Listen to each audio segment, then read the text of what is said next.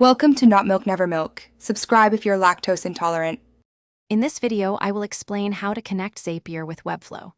Zapier automates tasks between various web applications without needing code.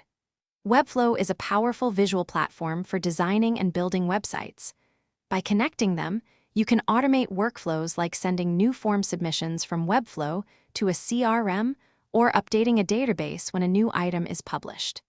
This integration creates powerful automations, significantly streamlining your processes and saving valuable time. To begin, navigate to Zapier and create a new Zap. Your first step is to select Webflow as the trigger app.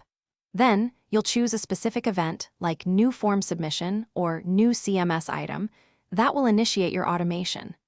After selecting the event, connect your Webflow account and pick the exact site you want to monitor. Finally, test this trigger to ensure Zapier can successfully pull in sample data from your Webflow site. Now, it's time to set up the action part of your Zap. Choose the application where you want something to happen after your Webflow trigger fires. This could be a CRM, an email marketing service, or a spreadsheet. Next, define the specific action event, such as Create Lead or Add Row. The crucial step is mapping the data fields from your Webflow trigger to the corresponding fields in your Action app, ensuring information transfers correctly.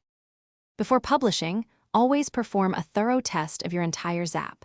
This ensures that data flows correctly from Webflow to your Action app and that all steps execute without errors. Once you're confident everything is working perfectly, hit the Publish button to activate your automation. Your Zap will then run automatically, saving you valuable time and effort. Remember to check the description for a link to amazing leak-proof containers for easy meal prep, as well as other great deals. Thanks for watching. If this was helpful, leave a like and consider subscribing. See you next time.